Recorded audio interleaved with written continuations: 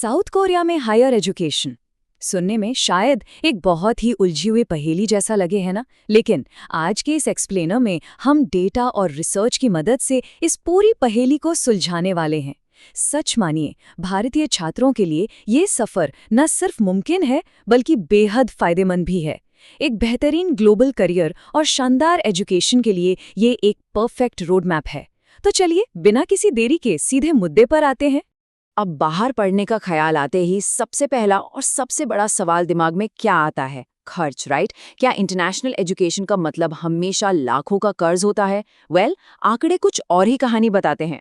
अगर सही जानकारी और स्ट्रैटेजी हो तो साउथ कोरिया में पढ़ाई का खर्च लिटरली 0 तक लाया जा सकता है। जी हाँ, बिल्कुल सही सुना।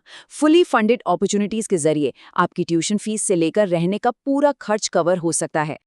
तो आइए देखते हैं कि हम इस सफ़र को कैसे तय करने वाले हैं।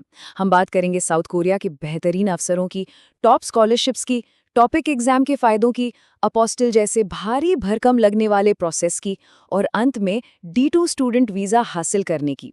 हर एक स्टेप को डिकोड करेंगे, तो बिल्कुल फिक्र मत कीजिए। चलिए सबसे पहले पड़ाव से शुरुआत करते हैं। आखिर साउथ कोरिया ही क्यों? आखिर दुनिया भर के एम्बिशियस स्टूडेंट्स एक हाई वैल्यू ग्लोबल एजुकेशन के लिए साउथ कोरिया की तरफ क्यों खींचे चले आ रहे हैं? क्योंकि ये देश आज इनोवेशन और टेक्नोलॉजी का एक टॉप टियर हब बन चुका है। जरा सियोल नेशनल यूनिवर्सिटी यानी SNU के इस आइकॉनिक गेट को ही देख लीजिए। QS वर्ल्ड रैंकिंग्स में ये 31वें नंबर पर आता है। ऐसे इंस्टीट्यूट्स अपने वर्ल्ड क्लास रिसर्च फैसिलिटीज की वजह से एक बहुत ही स्ट्रेटेजिक टारगेट बन जाते हैं। ये सिर्फ एक डिग्री नहीं है, बल्कि एक ग्लोबल नेटवर्क का हिस्सा बनने का सीधा टिकट है। अब पढ़ाई तो ठीक है, लेकिन रहने का क्या? अगर हम प्रैक्टिकल होकर सोचें तो सियोल जैसे बड़े शहर में महीने का खर्च लगभग 8 लाख से 12 लाख कोरियन वॉन तक जा सकता है। लेकिन यहीं पर स्मार्ट प्लानिंग काम आती है। अगर पोहांग जैसे छोटे टेक हब शहरों को चुना जाए, जहां पोस्टेक जैसी टॉप यूनिवर्सिटीज हैं, तो ये मंथली खर्च 30 से 40% तक कम हो सकता है। मतलब सही शहर चुनना आपके बजट के लिए एक असली गेम चेंजर साबित हो सकता है। अब आते हैं उस हिस्से पर जिसका शायद सबको इंतजार था, टॉप स्कॉलरशिप्स। क्योंकि यहीं से पैसों की टेंशन हमेशा के लिए दूर होने वाली है। तो सबसे क्रूशियल पॉइंट है ग्लोबल कोरिया स्कॉलरशिप यानी GKS। भारत के लिए इसमें कुल 78 सीटें होती हैं, लेकिन इसमें एक बहुत ही स्ट्रेटेजिक डिफरेंस है जिसे समझना जरूरी है। एम्बेसी ट्रैक के जरिए 28 सीटें खास तौर पर भारत के लिए रिजर्व्ड होती हैं। दूसरी तरफ यूनिवर्सिटी ट्रैक में 50 सीटें हैं, जो थोड़ा ब्रॉड और कॉम्पिटिटिव ऑप्शन है। एम्बेसी ट्रैक में रिजर्व कोटा का फायदा मिलता है, जबकि यूनिवर्सिटी ट्रैक में किसी एक स्पेसिफिक यूनिवर्सिटी को टारगेट किया जाता है। बस एक बात का ध्यान रखना है, दोनों में एक साथ अप्लाई नहीं कर सकते, वरना फॉर्म रिजेक्ट हो जाएगा। JKS के अलावा भी कुछ ऐसे छुपे हुए खजाने हैं जिन्हें इग्नोर करना बहुत बड़ी गलती होगी, जैसे KIST। यहाँ एडमिशन मिलते ही स्कॉलरशिप के लिए ऑटोमेटिकली कंसिडर कर लिया जाता है। अगर आपका फोकस पूरी तरह से रिसर्च पर है तो पोस्टेक एकदम परफेक्ट है। और अगर कोई गवर्नमेंट या NGO सेक्टर में काम कर रहा है तो उनके लिए KOIC स्कॉलरशिप एक बेहतरीन ऑप्शन है। इन विकल्पों में कंपटीशन थोड़ा कम हो सकता है, लेकिन इनमें मिलने वाली ट्यूशन फीस छूट और स्टाइपेंड किसी भी मायने में कम नहीं है। स्कॉलरशिप्स की बात हो गई, तो अब जरा उस सीक्रेट वेपन की बात कर लेते हैं जो सिलेक्शन के चांसेस को कई गुना बढ़ा देता है, टॉपिक एग्जाम। ये एग्जाम सिर्फ भाषा का टेस्ट नहीं है, बल्कि इसका सीधा असर बैंक बैलेंस पर पड़ता है। अगर इस एग्जाम में लेवल 5 या लेवल 6 क्लियर कर लिया तो रेगुलर मंथली स्टाइपेंड के ऊपर हर महीने 1 लाख कोरियन वॉन का एक्स्ट्रा बोनस मिलता है ना कमाल की बात। और इसका फायदा सिर्फ पैसों तक सीमित नहीं है। टॉपिक लेवल 5 या 6 होने पर जो 1 साल की मैंडेटरी कोरियन लैंग्वेज ट्रेनिंग होती है, उससे पूरी तरह छूट मिल जाती है।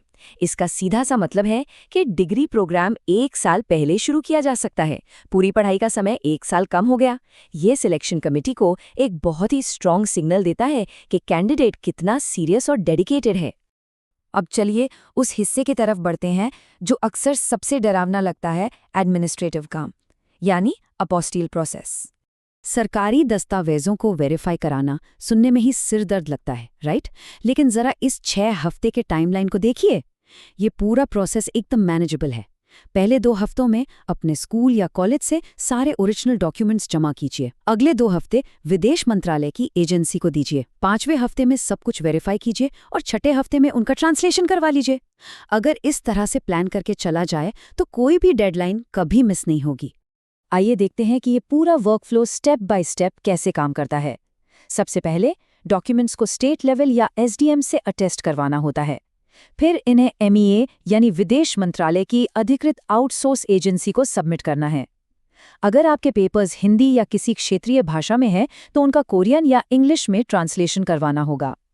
और हाँ, सबसे ज़रूरी बात, उस ट्रांसलेटेड डॉक्यूमेंट का भी अपॉस्टिल करवाना बिल्कुल मत भूलिएगा। पता है, कई बार एकदम परफेक्ट प्रोफाइल्स सिर्फ छोटी छोटी क्लेरिकल गलतियों की वजह से रिजेक्ट हो जाते हैं। बिना नोटरी वाली फोटोकॉपी जमा करना बिल्कुल नहीं। हिंदी डॉक्यूमेंट्स को बिना ट्रांसलेट किए भेज देना बहुत बड़ी गलती। और ट्रांसलेशन तो करवा ही लिया लेकिन उसका अपॉस्टिल नहीं करवाया। ये कुछ ऐसे पॉइंट्स हैं जहां जरा सी चूक भारी पड़ सकती है। इस स्टेज पर आपके डॉक्यूमेंट्स का एकदम सटीक होना सफलता की पहली चाबी है। तो अब जब सारे पेपर्स रेडी हैं और यूनिवर्सिटी से बुलावा आ गया है तो हम अपने आखिरी पड़ाव पर हैं, D2 स्टूडेंट वीज़ा हासिल करना। फ्लाइट में बैठने से पहले ये स्टैंडर्ड वीज़ा लेना बहुत ज़रूरी है। कोरियन एम्बेसी को कुछ स्पेसिफिक डॉक्यूमेंट्स चाहिए ही चाहिए, इनमें कोई समझौता नहीं होता। इस चेकलिस्ट में शामिल हैं यूनिवर्सिटी का सर्टिफिकेट ऑफ एडमिशन, आपके सारे अपॉस्टल किए हुए एकेडमिक पेपर्स और हाँ, भारत से अप्लाई करते वक्त डेजिग्नेटेड हॉस्पिटल से कराया गया ट्यूबरकुलोसिस यानी टीबी टेस्ट का सर्टिफिकेट। साथ ही आपकी फाइनेंशियल स्टेबिलिटी दिखाने के लिए बैंक स्टेटमेंट भी मस्ट है।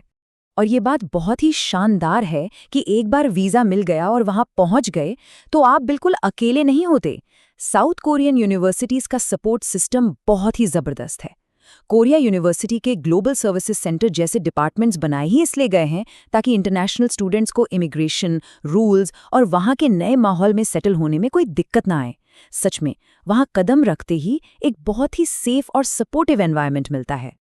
तो इन सब बातों का निचोड़ क्या है? अपॉस्टल्स, वीज़ा फॉर्म्स, स्कॉलरशिप की डेडलाइंस, ये सब शायद थोड़ा मुश्किल लगे, लेकिन ज़रा सोचिए, संभावित रूप से ज़ीरो डेट यानी बिना किसी कर्ज के एक वर्ल्ड क्लास एजुकेशन मिलना इन सारे पेपरवर्क से जूझने का सबसे बड़ा और बेहतरीन इनाम है। थोड़ी सी प्लानिंग और सतर्कता और इस बड़े लक्ष्य को आसानी से अचीव किया जा सकता है। तो इस पूरे रोड मैप को समझने के बाद अब सवाल ये है कि आज इस नई जानकारी के साथ कौन सी साउथ कोरियन स्कॉलरशिप सबसे पहले एक एकदम परफेक्ट एप्लीकेशन हासिल करने वाली है? जानकारी सामने है, रास्ता साफ है और अपॉर्चुनिटी इंतजार कर रही है। अब बस कदम बढ़ाने की बारी है।